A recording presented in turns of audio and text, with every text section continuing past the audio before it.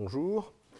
Alors, je vais faire une deuxième série de cours après ceux de l'automne qui étaient consacrés plutôt à des maladies communes et à ce qu'on peut essayer de comprendre sur les prédispositions génétiques aux maladies communes. Donc ça avait été le sujet des cours à l'automne. Et cette fois-ci, je vais revenir en fait sur un sujet que j'avais déjà abordé, je crois, il y a 4 ou 5 ans. De toute façon, on n'est jamais exhaustif, donc, qui sont les développements de thérapeutiques pour les maladies monogéniques, disons les maladies héréditaires monogéniques. Donc j'appelle ça progrès récents et perspectives. Et donc il y aura 4 heures, 2 heures aujourd'hui et puis 2 heures mercredi prochain. Alors la fois d'avant, en fait, j'avais à la fois abordé des aspects de thérapie pharmacologique et puis aussi des aspects de thérapie génique. Mais dans la mesure où maintenant nous avons un illustre professeur au Collège de France qui a pris cette chaire très glorieuse de médecine expérimentale, qui est Alain Fischer, qui est le grand spécialiste, je dirais, international de la thérapie génique, donc, et qui, je crois que sa première année de cours est évidemment consacrée à divers aspects sur la thérapie génique. Donc je ne toucherai pas proprement dit la thérapie génique cette fois-ci.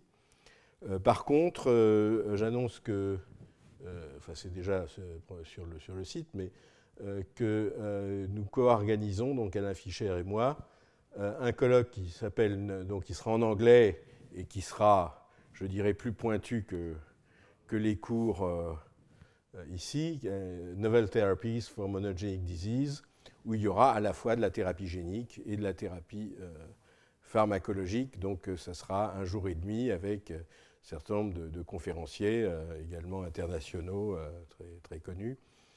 Il y aura quelques, je dirais, recouvrements entre les sujets, certains sujets que j'aborde ici et des sujets qui seront traités lors du colloque. Mais d'une part, effectivement, ce colloque étant plus pointu, peut-être que certains d'entre vous, peut-être une majorité, n'y seront pas. Et puis, ça sera traité à ce moment-là par vraiment des gens qui travaillent exactement, par exemple, sur la mucoviscidose. Donc, ça ira beaucoup plus dans ce qui se fait actuellement. Moi, je suis dépendant de ce qui s'est publié, disons. Donc, il y a toujours un peu de retard. Donc, oui, ça, c'est juste le programme, donc une journée et demie, avec une grande diversité à la fois d'approches de thérapie génique et de thérapie pharmacologique. Il sera ouvert par une relativement jeune Française, Emmanuelle Charpentier, qui travaille en Allemagne et qui a fait une découverte assez extraordinaire, qui est en train de bouleverser à la fois la manière de faire des modèles cellulaires, des modèles animaux pour les maladies génétiques, et où il y a des espoirs, c'est encore que des espoirs, mais enfin des espoirs de thérapie.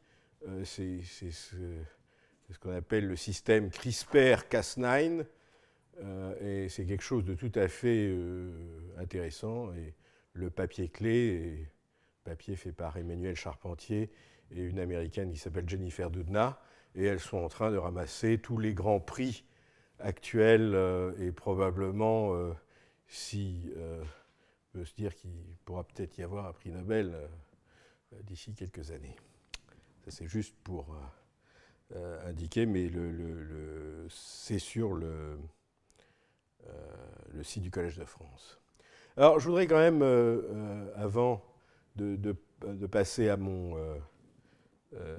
cours, rendre un bref hommage à un collègue et ami qui nous a quittés il y a 2 semaines à peu près, ou 1 semaine ou 2 semaines, qui est Josué Feingold, qui était à la fois médecin, chercheur, enseignant, un grand humaniste, et qui a été vraiment le créateur en France d'une branche de la génétique humaine, enfin, en tout cas lui c'était sur la génétique humaine, qui est la génétique épidémiologique, et donc qui, je dirais, prend les outils de l'épidémiologie, aussi des outils mathématiques, et pour les appliquer à la génétique. Et dans son approche, c'était à la fois pour des maladies monogéniques, mais aussi pour des maladies communes, des maladies plus complexes, le cancer ou les prédispositions aux maladies infectieuses, etc. Et qui avait donc fondé et dirigé une unité INSERM qui a été vraiment l'unité phare dans ce domaine en France et qui a pris une grande place au niveau international.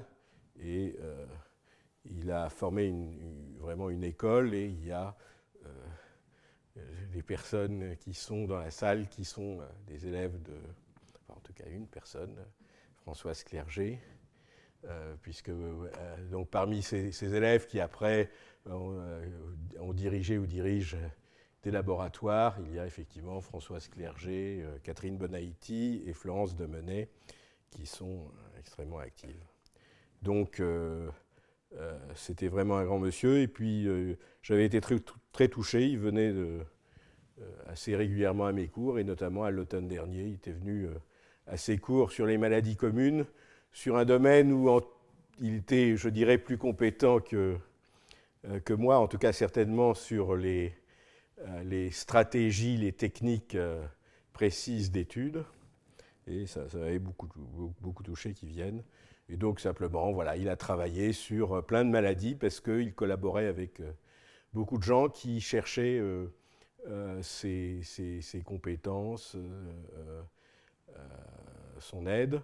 Donc que ce soit l'hémochromatose, le rétinoblasto, les malformations congénitales, des maladies ophtalmologiques, rénales, musculaires, susceptibilité aux maladies infectieuses, maladies neurologiques et psychiatriques. Et là, il y a je dirais quelques papiers illustrant, papiers qui ont été bien cités et qui illustrent certains de ses travaux. Et j'ai vu qu'encore en janvier 2015, il avait collaboré à un papier sur un thème d'ailleurs qui est à l'heure actuelle très, je dirais, qui fait l'objet de beaucoup de discussions, c'est les aspects transgénérationnels. Est-ce que des conditions environnementales, par exemple pendant la grossesse, peuvent influencer non seulement, ce qui est assez naturel, le fœtus en cours, mais les enfants de ce fœtus. Et donc c'est ce qu'on appelle les effets transgénérationnels, où on pense que effectivement certaines marques épigénétiques qui pourraient être transmises pourraient être liées à ce type d'effet transgénérationnel. Voilà, donc c'était un grand monsieur qui nous a quittés. Alors effectivement, le thème dont je vais parler aujourd'hui et la semaine prochaine, je l'avais déjà abordé en 2011, et voilà en fait quels étaient les sujets des cours. Il y avait de la thérapie génique, donc je vous avais dit, je n'y reviendrai pas. Et il y avait ce que j'avais appelé quelques succès classiques dans le traitement de maladies génétiques, la phénylcétonurie, l'hémophilia, certaines enzymothérapies substitutives.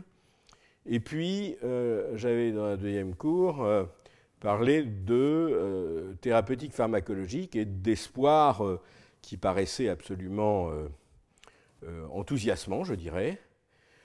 ou sur des maladies comme la maladie de Marfan et le syndrome de retard mental avec X fragile, à partir de travaux, l'identification du gène, puis la création de modèles souris, l'étude de ces modèles souris, il y avait des voies physiopathologiques qui avaient été découvertes, qui donnaient des idées très précises de stratégie thérapeutique, et tellement précises qu'en 2011, il y avait des essais cliniques tout à fait sérieux et publiés dans des grandes revues, les premiers essais cliniques qui avaient été faits pour l'X fragile.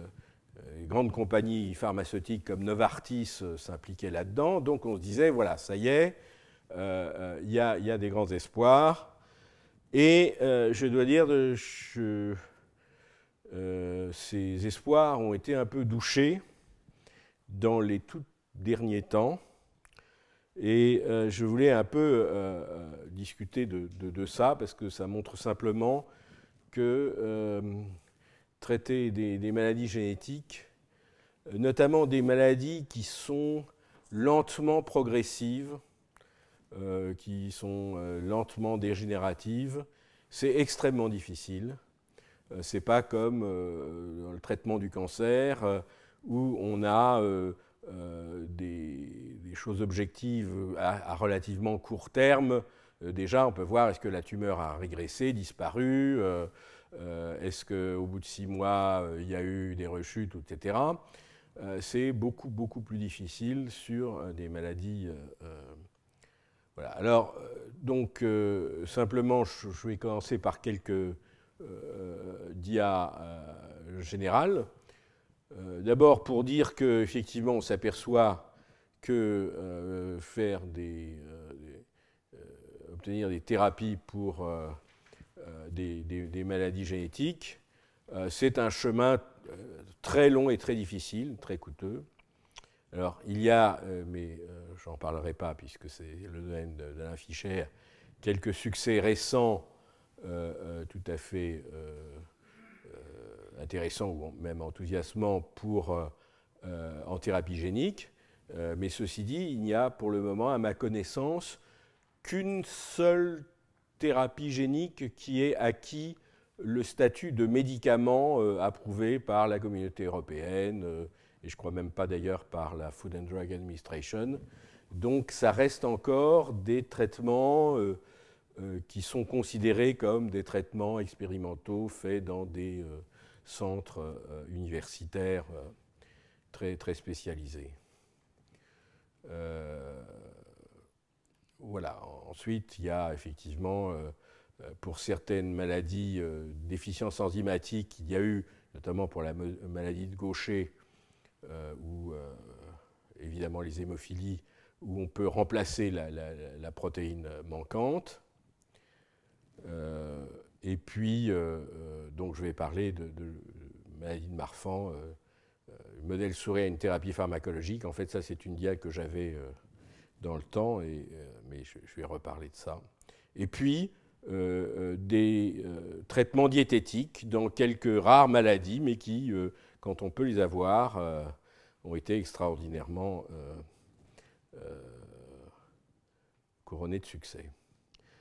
Donc, simplement, comment, devant une maladie génétique dont on vient d'identifier le gène, comment est-ce qu'on va essayer d'en tirer des cibles thérapeutiques?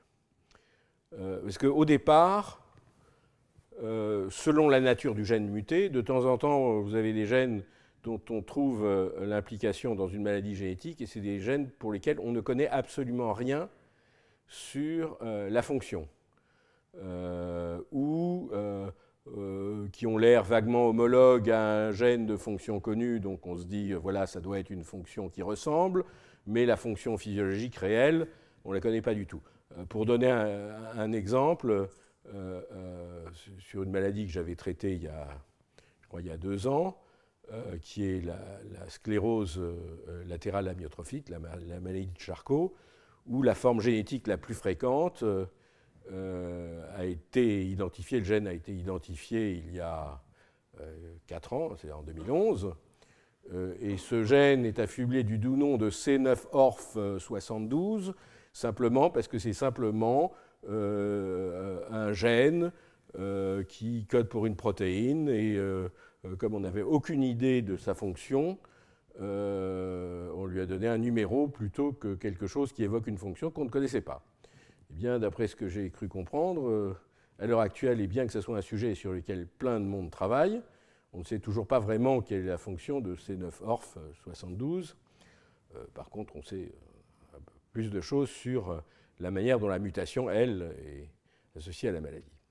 Donc, si vous voulez, au début, on a une espèce de boîte noire.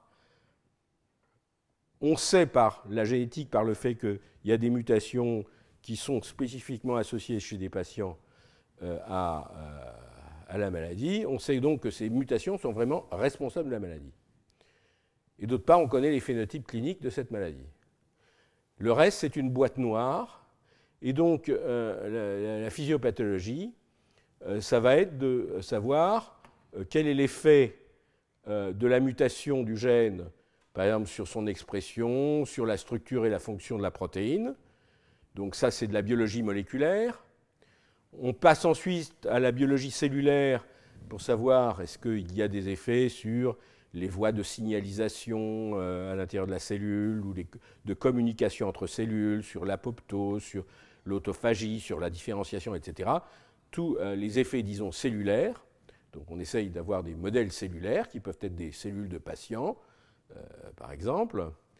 Maintenant, évidemment, on est capable aussi de faire ces reprogrammed stem cells, donc des cellules dites iPS, qui permettent, à partir de cellules de patients, de recréer des cellules totipotentes qu'on peut ensuite différencier en cellules hépatiques, en neurones, en cellules épidermiques, et donc pouvoir étudier effectivement sur un modèle cellulaire qui est vraiment le plus proche possible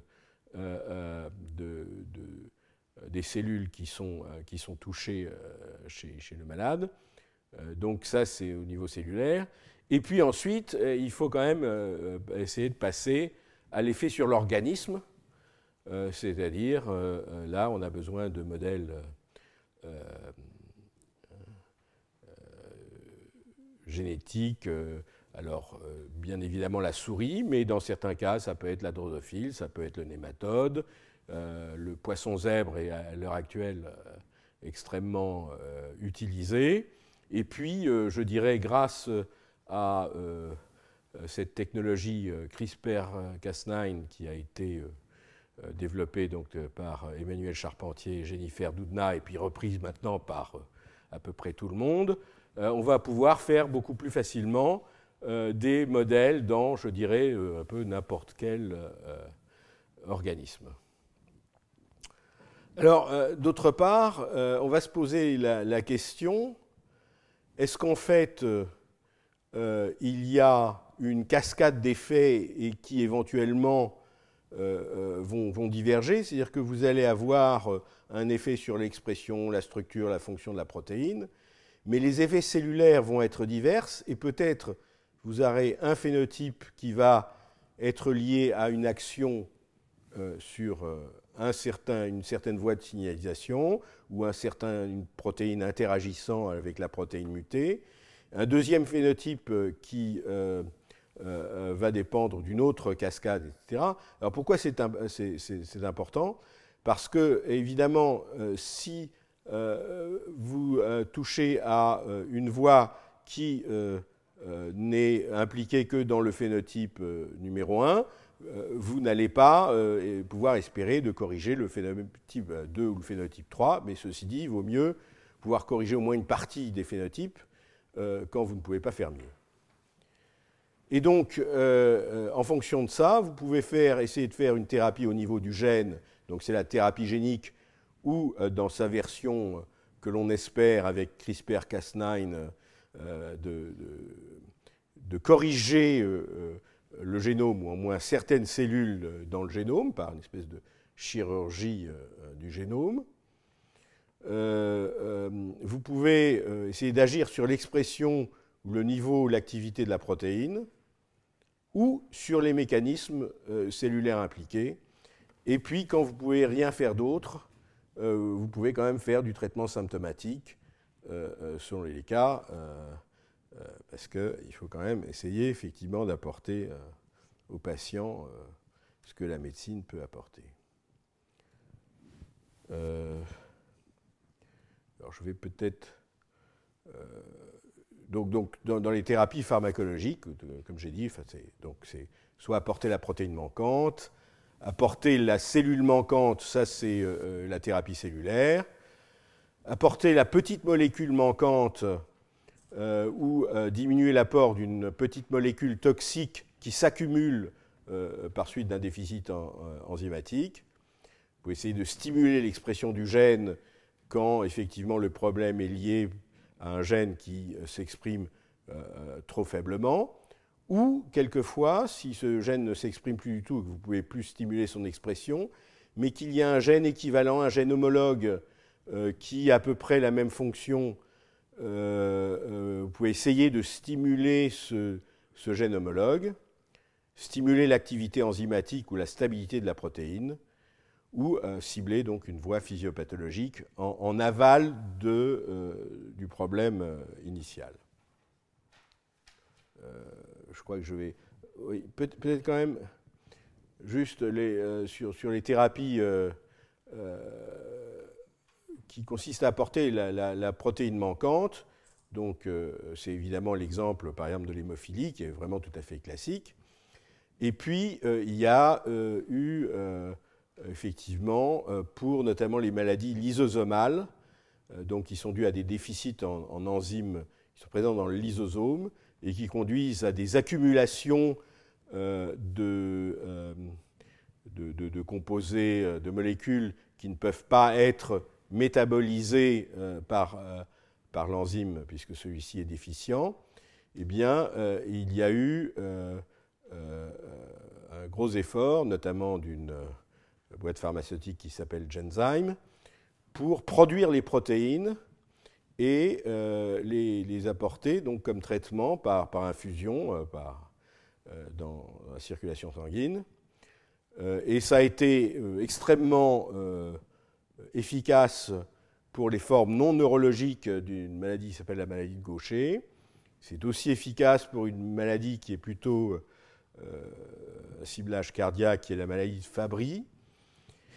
Et puis, ils ont, de manière assez agressive, vanté leur nouvelle possibilité pour une maladie qui s'appelle la maladie de Pompe et qui, dans les formes sévères, conduisent à une cardiomyopathie qui, en fait, tuait l'enfant de manière très, très précoce. Je crois qu'il survivait pas de plus qu'1 an.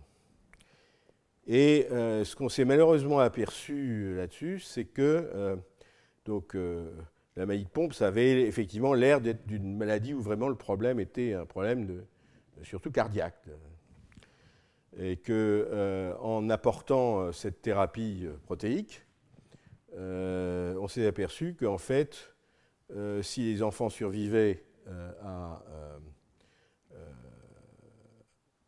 puisque la thérapie améliorait de manière très efficace la fonction cardiaque, en fait, commençaient à se développer des troubles neurologiques extrêmement sévères, de type maladie du motoneurone, etc., qui fait que finalement, ces enfants développaient des signes qu'on ne connaissait pas, parce qu'en fait, ces signes apparaissaient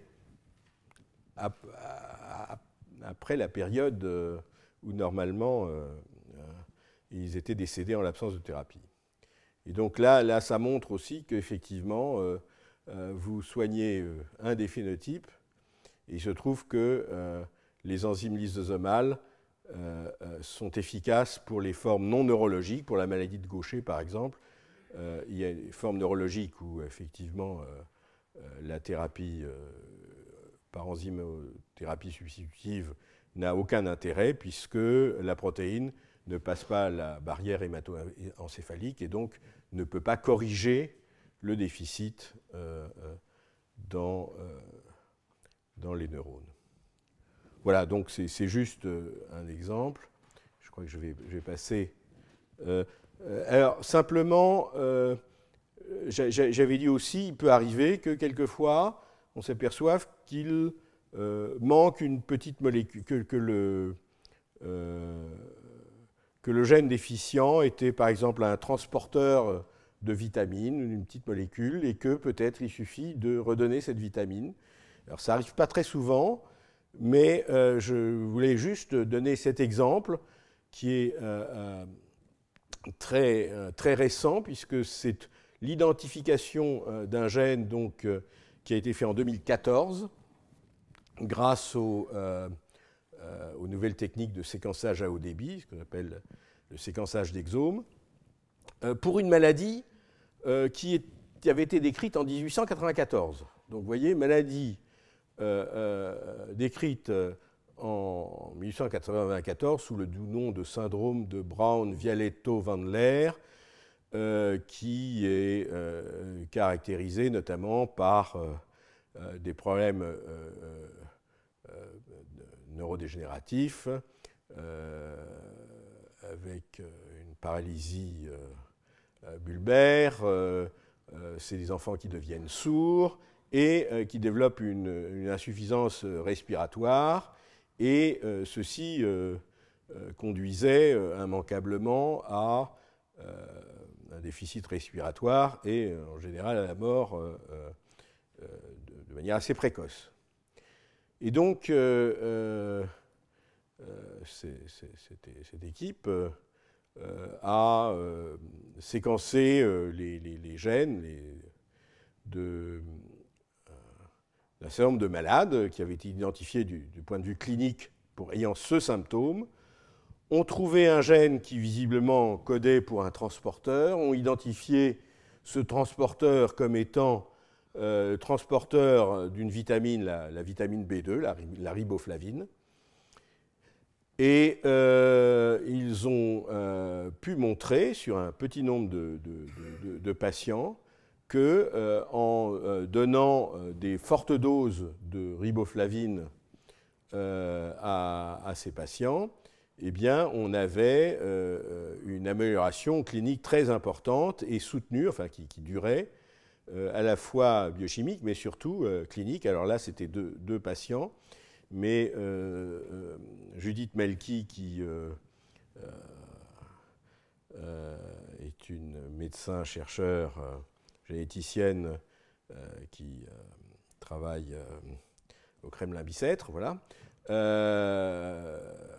a présenté récemment un cas d'une famille où effectivement une première enfant était décédé dans ce tableau donc extrêmement sévère, et le séquençage d'exomes sur une sœur a permis effectivement d'identifier ce gène muté et de faire un traitement qui semble-t-il a été extrêmement efficace. Donc ça indique simplement qu'il y a un petit nombre de maladies génétiques, mais qui sont en général des maladies génétiques extrêmement rares, où il y a de telles possibilités de traitement. Mais le problème, c'est qu'il faut que ce traitement soit fait de manière précoce. Pour ça, donc, il faut avoir identifié quel est le problème, et que les nouvelles techniques de séquençage permettent d'aller beaucoup plus rapidement et, je dirais, de moins dépendre de l'intuition ou de la connaissance d'un clinicien qui est le grand spécialiste de ce type de problème, parce que tous les malades, tous les enfants ne vont pas pouvoir toujours bénéficier au bon moment de l'expertise du seul spécialiste dans le domaine. Donc le fait qu'on a maintenant ce séquençage d'exomes, ça devrait permettre de mieux identifier plus précocement, à condition qu'on donne les moyens au laboratoire de pouvoir faire ces séquençages pour des raisons diagnostiques, ce qui n'est pas encore tout à fait... enfin, c'est partiellement le cas, mais disons... voilà, donc ça indique simplement qu'il y a de temps en temps des maladies pour lesquelles, si on connaît le gène muté, qu'on connaît cette fonction et que c'est impliqué dans un processus métabolique où il suffit soit d'apporter un composé, soit au contraire de réduire son apport pour avoir des bénéfices cliniques, c'est quand même très important à identifier.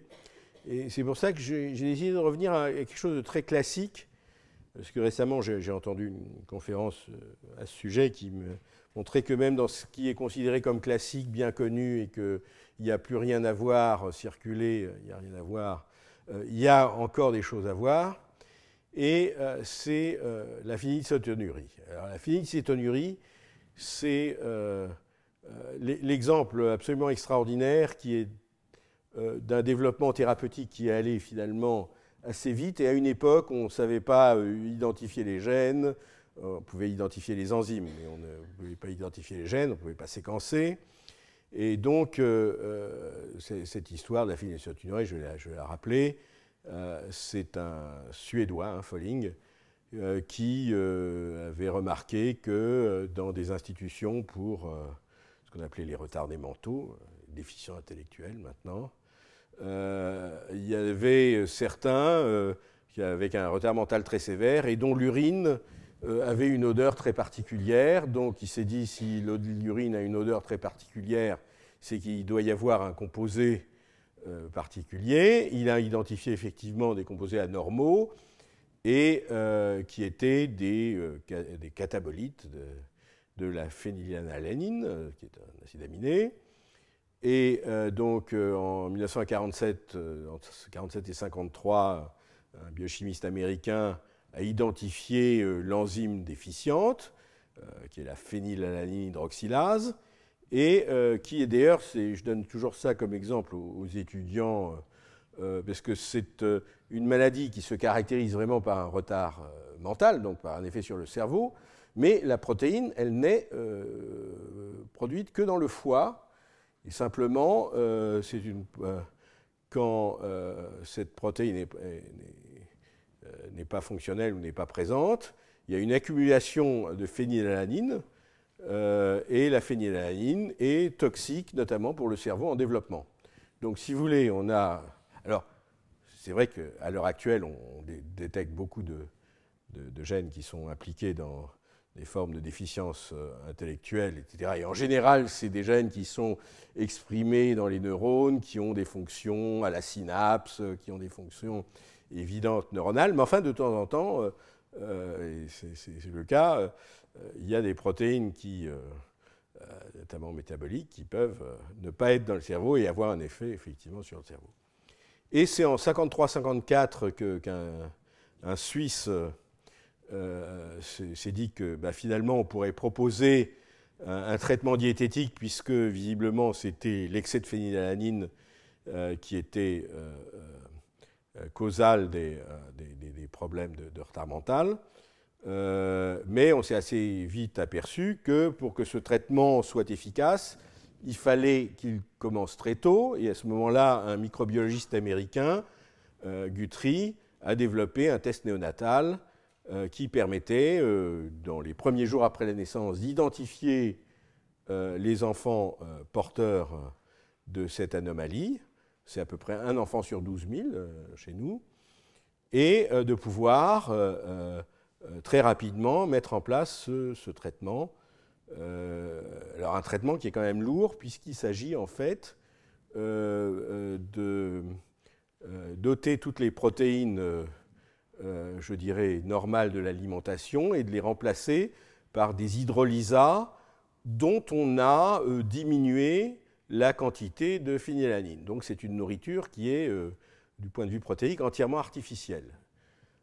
Donc c'est très lourd. Donc ça a eu des résultats spectaculaires, puisque les enfants, à condition qu'ils soient traités dans les premières semaines après la naissance, avaient un développement tout à fait normal. Donc c'est vraiment un des succès, je dirais, de la médecine génétique, ce qui fait que ce dépistage s'est généralisé dans tous les pays qui ont un système de santé un peu correct. Alors il y a eu un premier problème, parce qu'on se dit, voilà, ça y est, c'est gagné. Il y a un premier problème qui est apparu vers la fin des années 70, c'est-à-dire à peu près 20 ans après l'introduction du dépistage. Parce qu'au départ, on s'était dit, bon, voilà, la phénylalanine, c'est surtout toxique pour le cerveau en développement. Et, mon Dieu, une fois que le cerveau a acquis son développement à peu près terminal, c'est-à-dire vers 10-12 ans, on doit pouvoir arrêter ou en tout cas diminuer ce traitement qui est quand même très lourd, hein, puisque c'est une nourriture, j'allais dire artificielle du point de vue protéique.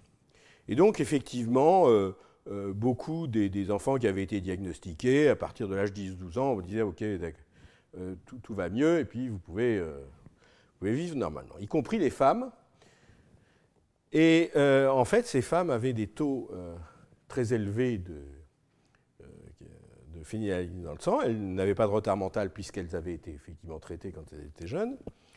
Mais on s'est aperçu, quand elles ont commencé à avoir des enfants, qu'en fait, la phénylalanine qu'elles avaient, donc l'hyperphénylalanémie, était extrêmement toxique pour le fœtus. Donc le fœtus n'était pas génétiquement malade, mais il était soumis à l'effet toxique chez la mère. Donc il avait fallu retrouver toutes ces jeunes femmes qui avaient été traitées et leur dire qu'il fallait en fait reprendre un traitement, et un traitement même beaucoup plus strict que celui qu'elles avaient eu avant, mais avec, puisque la phénylalanine est aussi nécessaire pour le développement du fœtus, donc il faut vraiment arriver à très bien doser. Il ne faut pas qu'il y en ait trop, mais il ne faut pas qu'il n'y en ait pas assez. Voilà. Mais petit à petit aussi, ce qu'on s'est aperçu, c'est que cette idée qu'on pouvait arrêter le traitement à l'âge de 10-12 ans était fausse, parce qu'en fait, quand les gens arrêtaient le traitement, ils commençaient à avoir des problèmes, soit cognitifs, soit des problèmes neurologiques. Et en fait, on s'est aperçu que si on voulait qu'ils aient une bonne qualité de vie au point de vue notamment neuropsychiatrique et cognitif, eh bien, il fallait continuer le traitement aussi sérieusement que possible. Mais c'est un traitement, comme dit, qui est quand même socialement difficile, parce qu'il va isoler, on ne peut pas aller avec les copains, aller manger au restaurant, etc. Et puis, c'est un traitement qui finalement a un risque quand même d'avoir des déficits de certaines vitamines ou certains... parce que comme c'est une nourriture artificielle, on n'a pas toujours tous l'équilibre alimentaire est beaucoup plus difficile à atteindre. Et donc, effectivement, dans cette revue de 2010, il concluait qu'on a besoin d'autres possibilités thérapeutiques. Et est venue effectivement, donc, à partir de 2009, une petite molécule qui a un intérêt thérapeutique important. En fait, c'est la phénylalanine hydroxylase est un enzyme qui fonctionne avec une petite molécule qui s'appelle tétrahydrobioptérine, qui est essentielle pour son activité.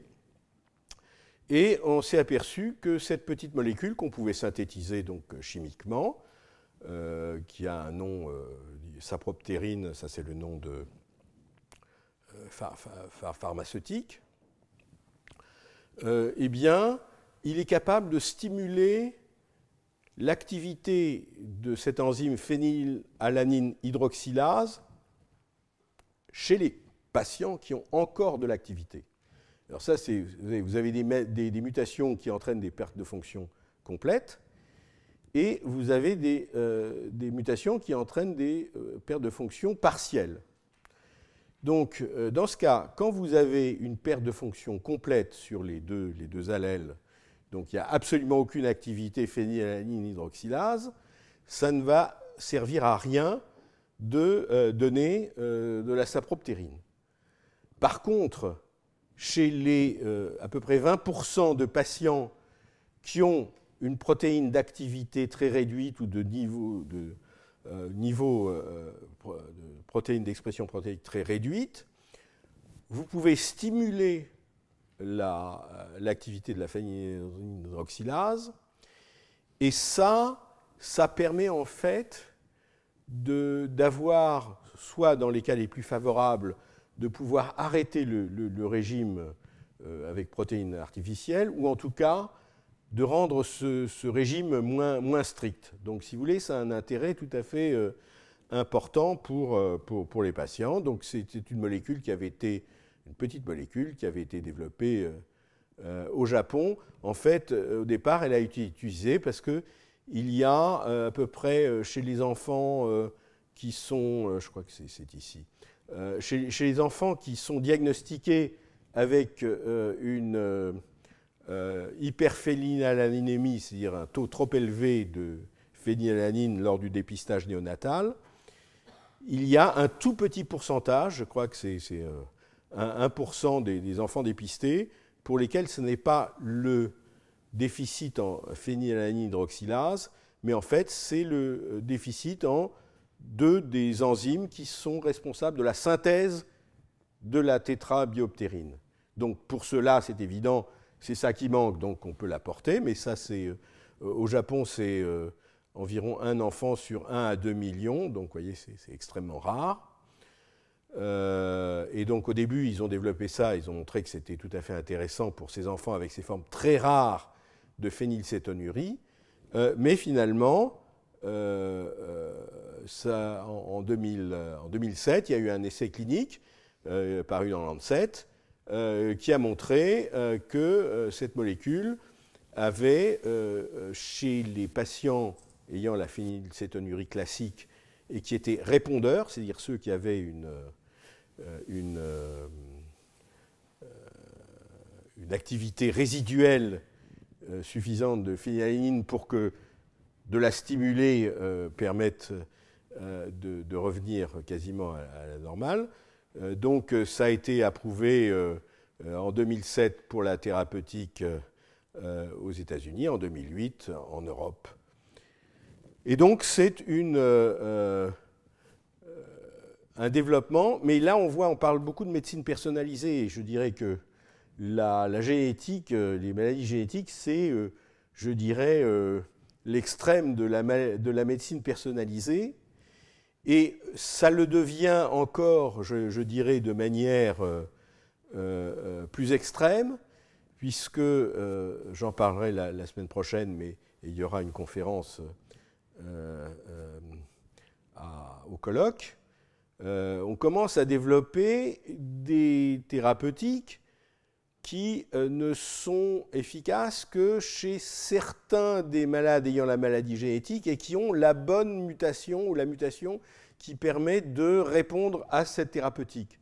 Donc c'est plus la thérapeutique de la mucoviscidose ou la thérapeutique ici de la phénylcétonurie, c'est la thérapeutique des phénylcétonuriques qui peuvent répondre, des 15 à 20% qui peuvent répondre à cette thérapeutique-là.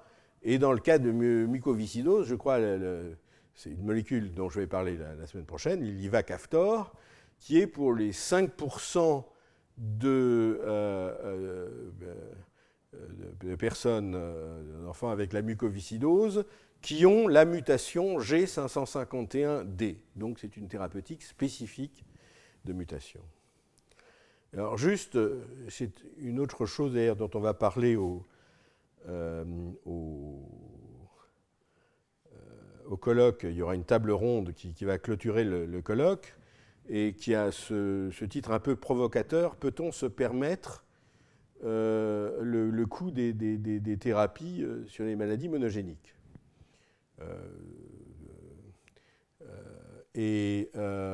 Simplement, effectivement, cette saproptérine, qui est une petite molécule qui ne doit pas être si difficile que ça à faire du point de vue chimique, eh bien, le coût du traitement pour ceux qui donc, sont répondeurs, j'ai demandé donc au spécialiste François Labarthe, dont j'avais entendu une conférence récemment, c'est pour un enfant d'1 an, c'est 43 € par jour. Pour un adulte, c'est entre 140 et 280 € par jour.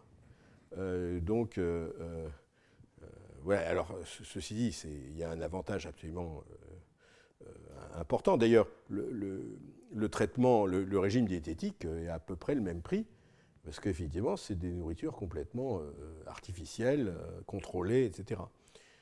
Voilà, donc ça, c'est cet exemple, si vous voulez, où, à l'intérieur déjà d'entités relativement rares, on va de temps en temps avoir des thérapeutiques qui ne sont efficaces que pour ceux qui ont exactement la mutation, le déficit qui permet la réponse. Oui, un autre exemple, mes médias, elles sont piquées un peu elles sont assez illisibles, mais enfin bon. Je m'en aperçois à chaque fois quand je fais mes conférences, mais je ne m'améliore pas.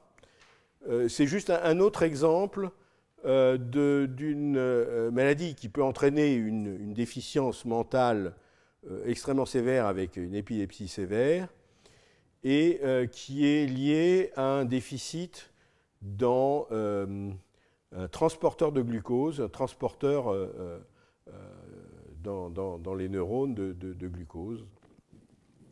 Et donc, effectivement, si cette protéine est déficiente, vous n'avez pas suffisamment de transport de glucose dans le cerveau. Et évidemment, comme vous savez, le glucose est absolument essentiel pour l'énergie des cellules. Alors ça, c'est en fait une maladie, je dirais, dominante. Il suffit qu'il y ait un des deux allèles qui soit muté. Probablement, si vous avez les deux allèles mutés, là, de toute façon, ce n'est pas compatible avec la vie. Mais si vous n'avez que 50%, ça donne effectivement un phénotype qui est souvent très sévère, donc avec retard mental, épilepsie, la plupart du temps. Et il est important. Alors, ce qu'on s'est aperçu, c'est que finalement, pour apporter le glucose au cerveau, eh bien, on pouvait là aussi faire un régime et en apportant des corps cétoniques, donc qui ne sont pas transportés par ce transporteur GLUT1, mais qui pourront, dans les cellules, être transformés en glucose. Donc, c'est ce qu'on appelle une diète cétogénique, ketogenic diet. Mais là aussi, il est important que le diagnostic soit fait très précocement pour que ce régime soit efficace. Et malheureusement, là, dans cette revue de 2010, il disait le temps moyen de diagnostic pour GLUT1, c'est 6 ans et demi, c'est-à-dire entre 1 an et 16 ans. Et nous, récemment, comme ça, effectivement, on a dépisté un gosse de 7-8 ans qui allait pas bien du tout, et par séquençage systématique, on a trouvé qu'il avait effectivement un déficit en GLUT1. Alors peut-être que ça va permettre d'améliorer un peu son épilepsie, mais c'est certain que les dégâts qui ont été causés à son cerveau sont sans doute pas réversibles. Et donc là aussi, c'est simplement pour redire que s'il y a une chose qu'il faudrait essayer vraiment de ne pas louper, c'est ces syndromes. Alors comme ils sont rares, ils ne sont pas toujours connus, encore que celui-ci est relativement connu des neuropédiatres, mais encore faut-il, il se diagnostique, il faut faire une ponction lombaire sur le nouveau-né, et donc voilà, si on ne la fait pas, on n'est pas capable de diagnostiquer ce problème sans la génétique. Je crois que je vais passer tout de suite, parce que là, comme toujours, je suis un peu plus... je vais passer à ces thérapies pharmacologiques et cellulaires où la protéine déficiente, celle qui est mutée, on ne voit pas très bien comment on pourrait la remplacer, on ne voit pas très bien comment on pourrait stimuler son action, et donc on va étudier la physiopathologie, c'est-à-dire quelles sont les dysfonctions dans la cellule qui sont liées ou dans l'organisme qui sont entraînées par le défaut initial, et éventuellement donc cibler une voie physiopathologique en aval de la cible génétique causale. Donc on ne cible pas vraiment la cause de la maladie, mais on cible quelque chose en aval. Et là, il y avait un exemple que moi j'avais trouvé absolument extraordinaire. D'ailleurs, j'avais organisé un colloque il y a quelques années justement sur ce thème-là, hein. L'année où j'avais fait le cours, je pense, ça devait être ça en 2011, et où j'avais invité un très talentueux généticien belge, Bart Leuys, qui avait présenté effectivement ses travaux, et ceux notamment aux États-Unis, du labo où il avait été, de Halditz, sur la maladie de Marfan. Alors, la maladie de Marfan, c'est une maladie dominante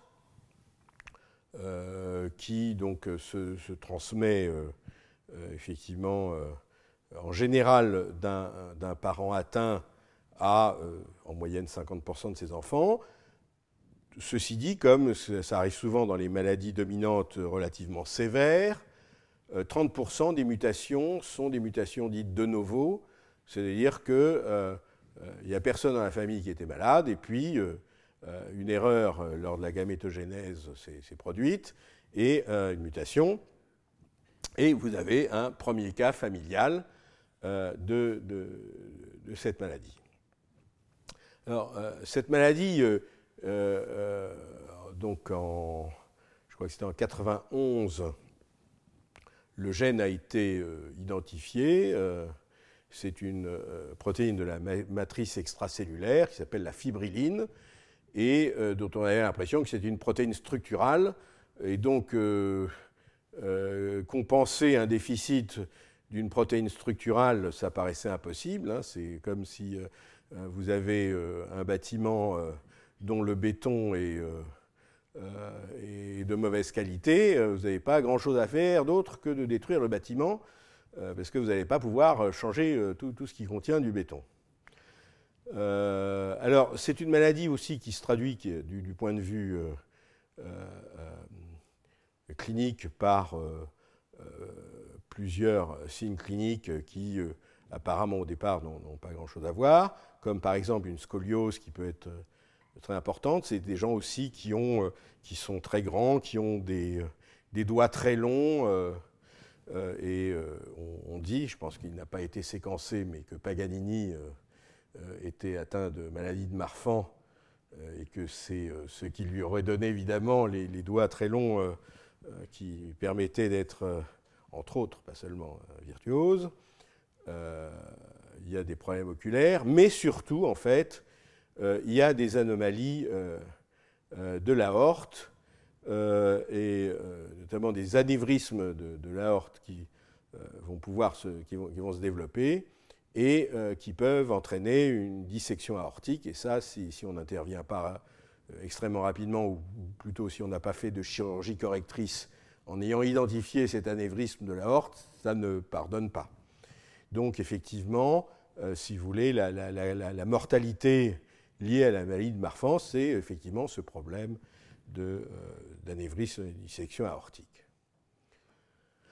Donc gène trouvé en 91, c'est une très grande protéine, donc ça ne facilite pas les choses aussi, sécrétée par les fibroblastes et qui est un constituant majeur de la matrice extracellulaire des microfibrilles. Donc comme je l'ai dit, c'est un rôle qui était supposé être structural. Mais quand même, donc Alditz, qui avait été le découvreur du gène de la maladie de Marfan, Marfan était d'ailleurs un clinicien, je crois, de la Pitié-Salpêtrière, c'est ça, non? Marseille? Marfan, bon, je ne sais pas, ouais. C'est Marseille. Bon, en tout cas, il était français, voilà. Marfan était un très grand pédiatre du début du XXe siècle. Mais où? À Paris. À Paris. Quel hôpital, je ne sais pas. Voilà, bon, merci Jean-Claude. Voilà, donc... Salle Marfan dans chaque hôpital pédiatrique. Voilà. Donc quand même, Alditz crée des souris qui ont, où le gène de la fibrilline est inactivé et où est hypomorphe, c'est-à-dire des souris où il est partiellement inactivé. Et ce qu'il s'aperçoit, c'est que ces souris ont un phénotype, et notamment un phénotype, au départ, c'est le phénotype pulmonaire, qui peut être d'ailleurs présent chez certains patients humains, qui évoquait tout à fait ceux d'une souris qui avait été créée, où il y avait une surexpression d'une cytokine qui s'appelle le TGF-bêta, Transforming Growth Factor bêta. Et donc ça a donné à Alditz et à ses collaborateurs, dont Bartlett, l'idée que peut-être que le déficit en fibrilline, je vous avais dit c'est une maladie dominante, donc quand il y a une mutation, elle n'atteint que 50% de la protéine, les 50 autres pourcents restent actifs. Et en fait, ce qu'il a pu montrer petit à petit, et il y a des choses aussi qui étaient connues sur ce TGF-bêta, qui est extrêmement important dans la signalisation cellulaire, donc c'est une cytokine très importante, qu'en fait, ce TGF-bêta se retrouve sous forme de complexe latent inactif dans ce réseau microfibrillaire, et que c'est une manière si vous voulez, de réguler la concentration de TGF-bêta, puisqu'il y a une partie qui est inactive, attendant d'être éventuellement activée selon des signalisations. Et donc, quand vous avez 50% de fibrilline au lieu des 100% normaux, eh bien, vous allez avoir un excès de TGF-bêta et de la signalisation TGF-bêta, qui, c'est la voie de signalisation qui va signaler jusqu'au noyau. Et ce qu'ils ont pu montrer par ces études, donc notamment un très beau papier dans Nature Genetics sur ces souris avec déficit en fibrilline, que c'était cette hypersignalisation TGF-bêta qui avait l'air d'être responsable de l'emphysème, d'anévrisme de l'aorte qui était donc reproduit dans ces souris, et finalement de quasiment la totalité du phénotype Marfan. Et il est allé plus loin en montrant qu'on pouvait guérir ces souris soit en infusant un anticorps anti-TGF-bêta, un anticorps monoclonal, soit en donnant tout simplement une molécule qui est un antihypertenseur, qui est un antagoniste du récepteur, un bloqueur du récepteur de l'angiotensine. Et il avait, donc, comme l'indique le titre de ce papier, losartan, donc, qui est une molécule qui est utilisée en thérapeutique, qui est donc un antagoniste du récepteur de l'angiotensine, empêche la survenue des anévrismes de l'aorte dans un modèle de souris Marfan. Alors, vous voyez, pourquoi finalement, je vous ai parlé de TGF-bêta, et pourquoi là on a un récepteur de l'angiotensine? En fait, le récepteur de l'angiotensine régule l'activation de TGF-bêta.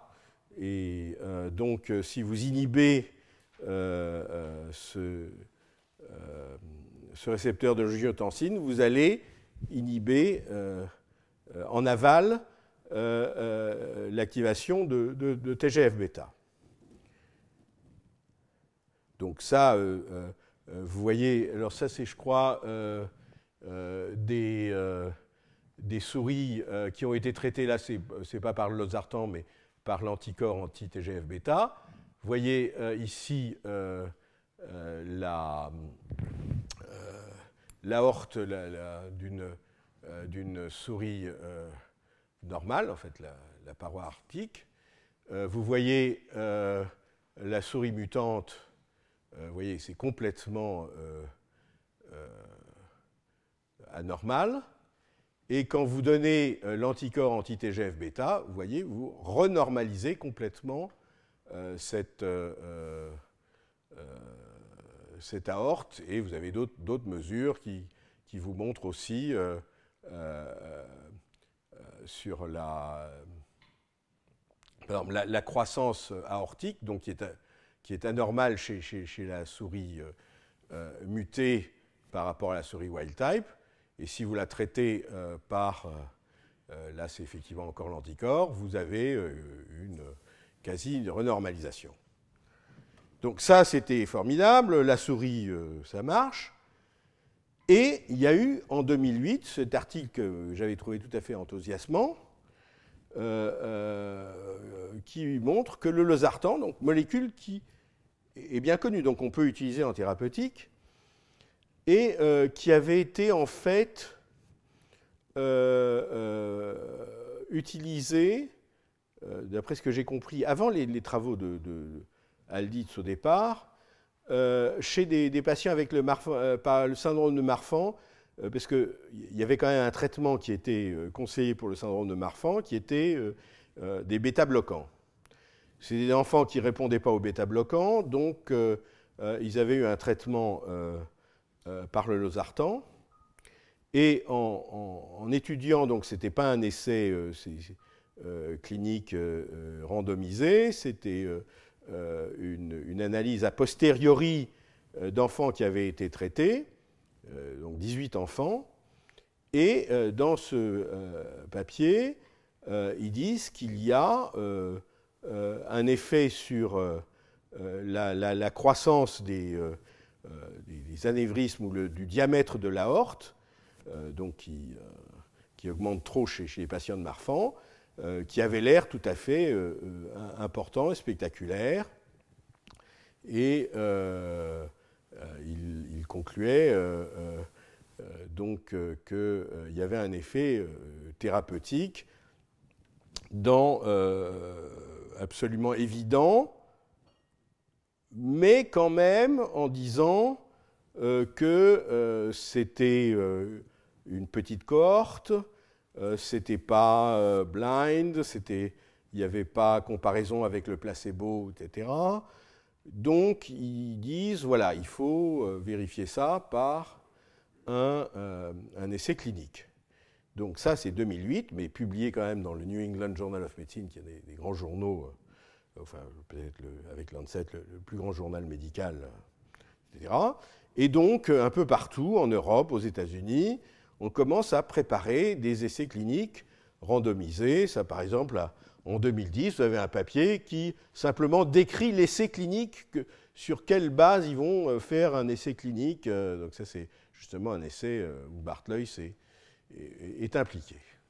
Mais vous voyez quand même les différences entre ceux qui ont été, donc chez ces enfants, la taille de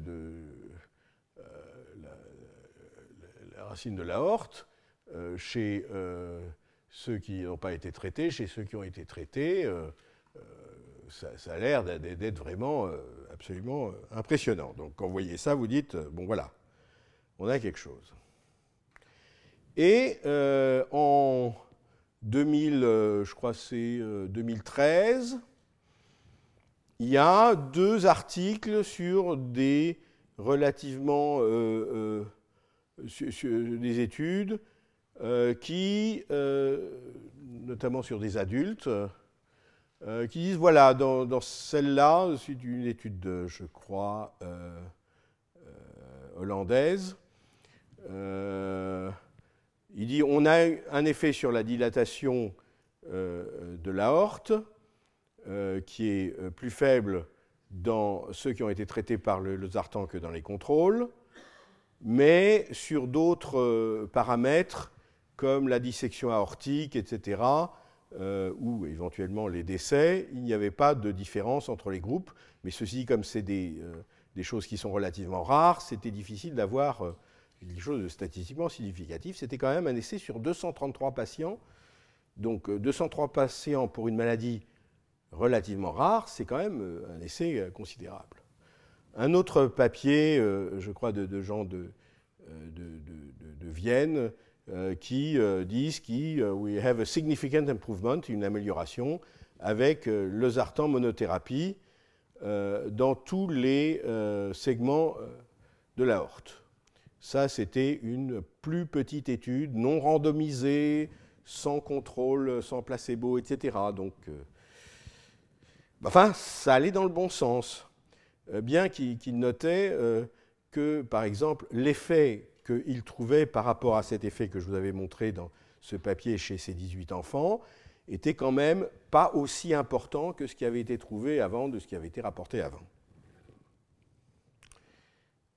Et puis, patatras, très récemment, dans le New England Journal of Medicine, 17 novembre, 27 novembre 2014, le papier américain que tout le monde attendait, un papier sur une étude qui a été faite de 2007 à 2011, et donc, vous voyez, publié à 2014, ça vous indique aussi le temps qu'il faut pour faire ces études, sur 608 patients.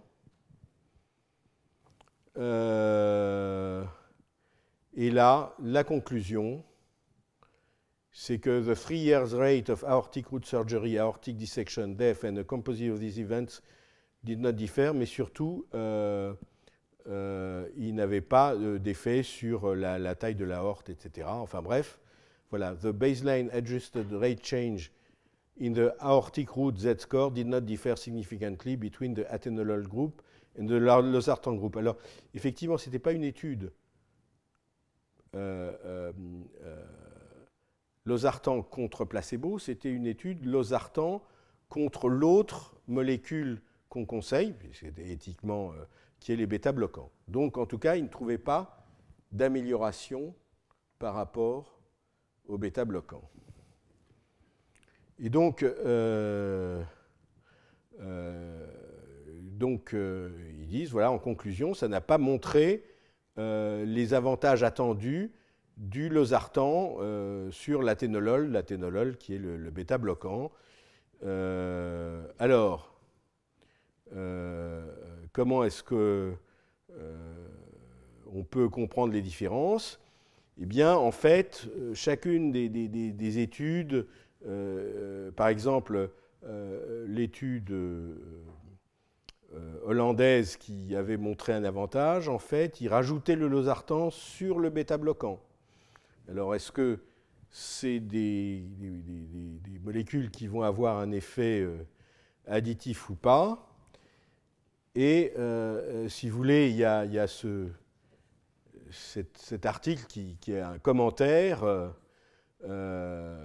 qui essaye d'analyser pourquoi finalement, après un tel espoir, voilà, il y a une petite astuce là, Lost in Translation, vous savez, c'est ce fameux film, et comme on parle de médecine translationnelle, c'est d'aller des résultats de la science fondamentale vers la clinique.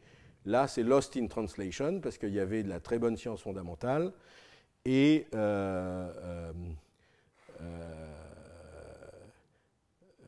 les effets cliniques, eh bien, ils n'ont pas l'air d'être là. Et donc, il y a toute une discussion dans cet article, ceux qui sont intéressés, je vous le conseille. Mais ils disent, voilà, entre par exemple la souris et l'homme, quelles peuvent être les différences? Il y a des différences hémodynamiques, il y a des différences. Est-ce que le losartan, par exemple, qui est très actif chez la souris, était celui qui était apparemment, ce n'est pas la molécule la plus active qui aurait pu être utilisée. Donc, ils disent qu'il y a dans cette famille, il y a d'autres molécules qui sont plus actives, qui ont une durée dans la circulation plus importante. Donc, ils disent finalement, ils n'ont peut-être pas utilisé la bonne drogue. Et ensuite, alors ça, c'est quelque chose d'important. Le losartan est un antihypertenseur. Et en fait, dans le modèle souris, il y avait un effet sur la tension de la souris. Et apparemment, dans l'étude humaine, soit ils n'ont pas vraiment suivi, ou en tout cas, il n'y avait pas vraiment d'effet sur l'hypertension. Et ils se demandent, est-ce qu'en fait, finalement, l'effet du losartan, c'était un effet lié à la diminution de la tension artérielle plutôt qu'à un effet lié au TGF-bêta. Donc il y a toute une série de discussions. Et puis il y a une autre chose qui est très importante et qu'on voit de plus en plus, que ce soit pour la myopathie de Duchenne, pour l'X fragile, etc. Dans tous ces grands essais cliniques, on commence toujours par des adultes. Et la question, c'est est-ce que finalement, c'est trop tard? Et la première étude sur les 18, c'était des enfants. Alors, ce n'était pas une étude randomisée, ce n'était pas une étude avec placebo, etc. Enfin bref, donc elle avait des limitations, puisque c'est une étude rétrospective, hein, ce n'était pas une étude prospective, mais c'était des enfants. Et donc, effectivement, une des choses aussi, et chez la souris aussi, finalement, l'effet chez la souris, c'est quand on la traite très tôt. Est-ce que, en fait, finalement, dans des essais cliniques où il y avait surtout des adultes, ou quasiment que des adultes, est-ce que, finalement, ce n'est pas trop tard pour intervenir? Et je crois que je vais arrêter, vous laisser 5 minutes avant de passer à l'X fragile et j'espère à la myopathie de Duchenne, deux autres maladies pour lesquelles, après des espoirs initiaux, on est un petit peu douché, et où se repose ce problème. Mais ces essais cliniques, est-ce qu'on les fait avec les bons patients pour des raisons de sécurité, pour des raisons d'approbation par les autorités de santé, effectivement, qui sont extrêmement réticentes à faire des essais cliniques chez les enfants, mais chez les jeunes enfants. Mais la question, est-ce que si on fait l'essai clinique plus tard, sur des maladies où il y a des modifications qui peut-être ne sont pas réversibles, si on ne trouve rien, ben c'est simplement peut-être qu'on l'a fait trop tard. Voilà, donc je vous laisse 5 minutes